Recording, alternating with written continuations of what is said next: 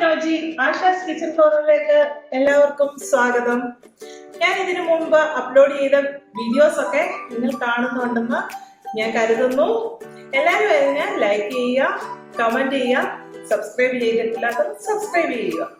ഇന്ന് ഞാൻ നിങ്ങളുടെ മുമ്പിലേക്ക് അവതരിപ്പിക്കാൻ പോകുന്നത് ഒരു നാടൻ ചിക്കൻ കറിയാണ്.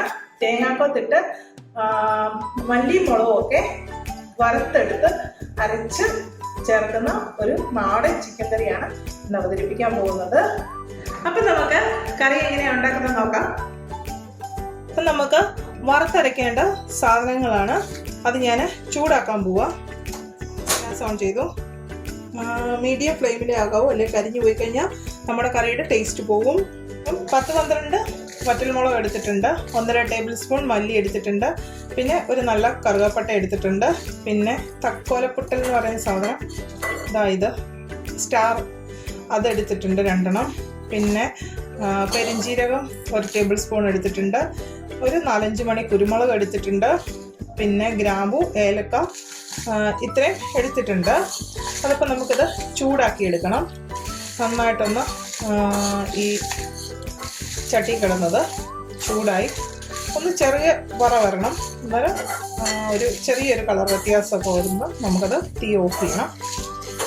ഇതിനെ നമ്മൾ നന്നായിട്ട് മിക്സിയിൽ അരച്ചെടുത്താണ് കറി ഉണ്ടാക്കുന്നത്. ചൂടായി തുടങ്ങിയിട്ടുണ്ട്. ഞാനിത് മുഴുവൻ ചേർക്കാൻ ചാൻസ് കുറവാണ്. ഇത് അരച്ചിട്ട് നമ്മൾ അതിനാവശ്യമുള്ളത് മാത്രമേ ചേർക്കുന്നുള്ളൂ. ഇത് ഞാനങ്ങ് എടുത്തന്നേ ഉള്ളൂ. ഇത്രയും എരിവ് കുറവാണെങ്കിൽ ഇത് മൊത്തം ചേർക്കും, എരിവ് കൂടുതലാണെങ്കിൽ ഞാൻ കുറച്ചേ ചേർക്കത്തുള്ളൂ. ഞാൻ നോക്കിയിട്ടേ ചേർക്കത്തുള്ളേ. അപ്പോൾ തീ ഓഫ് ചെയ്തിട്ടുണ്ട്. ഇത് കളറൊക്കെ മാറിയിട്ടുണ്ട്. ഇങ്ങനെ ഞെക്കുമ്പം ഇത് പൊടിഞ്ഞു വരുന്നേ, ഇങ്ങനെ പൊടിഞ്ഞു വരണം. ഇതാണ് ഇതിൻ്റെ പരുവന്തേ.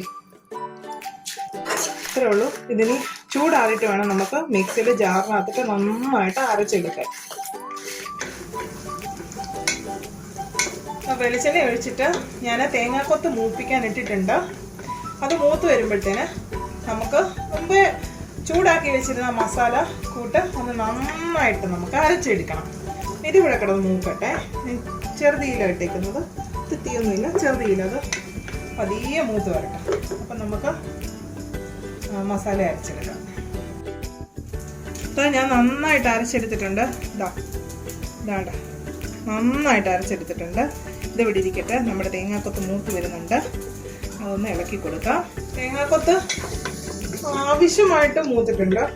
ഞാൻ ഒത്തിരി ചോപ്പിക്കത്തില്ല. അതിലേക്ക് നമ്മൾ 4 സവോള ഈ രൂപത്തിൽ അരിഞ്ഞതാണേ, സ്ക്വയർ പീസായിട്ട്.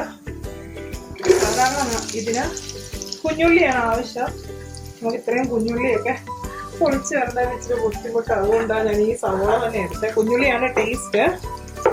അപ്പം ഞാൻ ഏകദേശം 2.5 കിലോ ചിക്കൻ എടുത്തിട്ടുണ്ട്.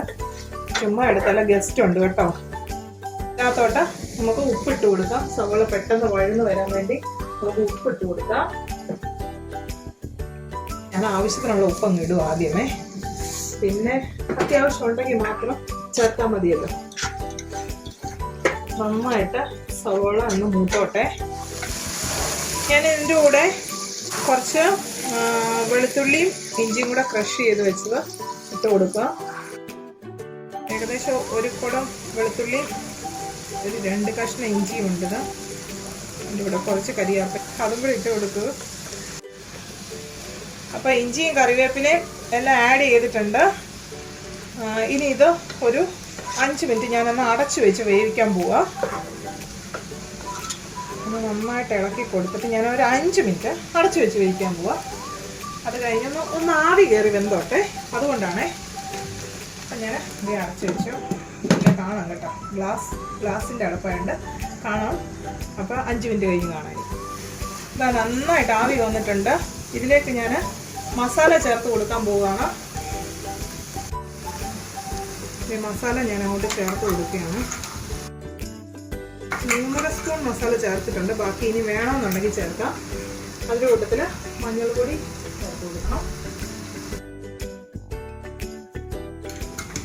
ഞാനത് മുഴുവനും ചേർത്ത് കഴിഞ്ഞിട്ട് അതിനകത്ത് അല്പം വെള്ളം കൂടെ ചേർത്തിട്ടുണ്ട്. ഇത് അതിനകത്ത് ഒഴിക്കാനപ്പം ഇതിൻ്റെ പച്ചച്ചോവ ഒന്ന് മാറാൻ വേണ്ടി ഞാൻ ഒന്നുകൂടെ ഒന്ന് ഇളക്കി ഒരു മിനിറ്റത്തേന് ഒന്ന് ചൂടാകാൻ വിട്ടു.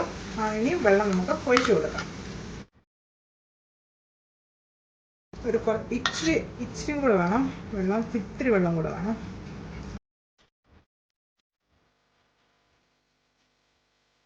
തിളച്ച് വരട്ടെ. ഞാൻ വേറെ മസാലകളൊന്നും ചേർക്കുന്നില്ല. തീ കൂട്ടി വെക്കാം. നന്നായിട്ടൊന്ന് തിളച്ച് വെക്കാം. അത് കഴിഞ്ഞിട്ട് നമുക്ക് ചിക്കൻ ആഡ് ചെയ്ത് കൊടുക്കാം.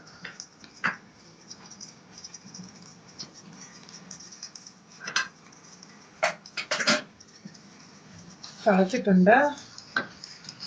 ഞാൻ തീ കുറയ്ക്കുക. ചിക്കൻ ചെറിയ പീസായിട്ട് ഞാൻ നുറുക്കി കഴുകി തോർത്തി വെച്ചിട്ട് കുറച്ചായിട്ട് കൊടുക്കാം. ചിക്കൻ മുഴുവനും ഞാൻ അതിലേക്ക് ഇട്ട് കൊടുത്തിട്ടുണ്ട്. ഇനി പതിയെ ഇളക്കി യോജിപ്പിച്ച് കൊടുക്കാം. മസാലയ്ക്ക് നല്ല കളറൊക്കെ ആയിട്ടുണ്ട്.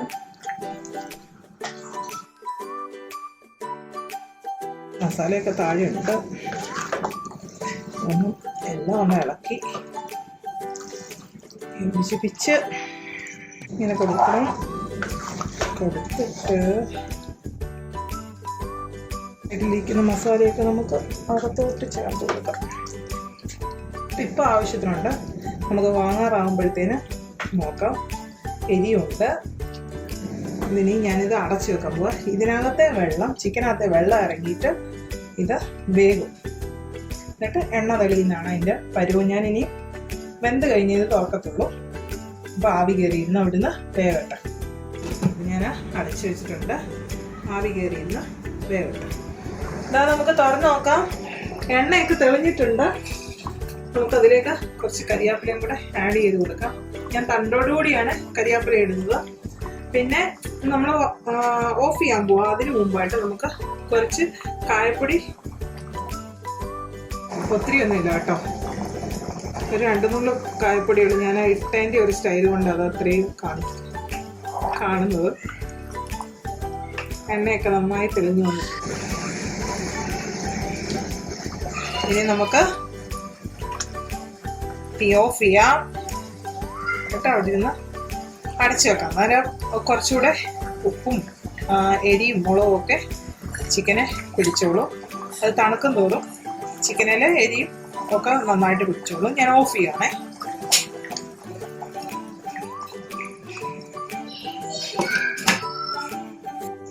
നല്ല ആവി വറക്കുന്ന നാടൻ ചിക്കൻ കറി, വറുത്തരച്ച ചിക്കൻ കറി റെഡി ആയിട്ടുണ്ട്. ഞാനൊരു ചെറിയ പാത്രത്തിലേക്ക് മാറ്റി. നല്ല ചൂടാണ്, അതുകൊണ്ടാണ് ചെറിയ പാത്രത്തിലാക്കിയത്. ഇതെല്ലാവർക്കും ഇഷ്ടപ്പെട്ടിട്ടുണ്ടെങ്കിൽ ലൈക്ക് ചെയ്യുക, കമന്റ് ചെയ്യുക. നിങ്ങളുടെ അഭിപ്രായങ്ങളൊക്കെ എന്നെ അറിയിക്കാൻ മറക്കല്ല. ഇനിയൊരു പുതിയ വിഭവമായിട്ട് ഞാൻ നിങ്ങളുടെ മുമ്പിലേക്ക് എത്തുന്നതുവരെ എല്ലാവർക്കും ബൈ.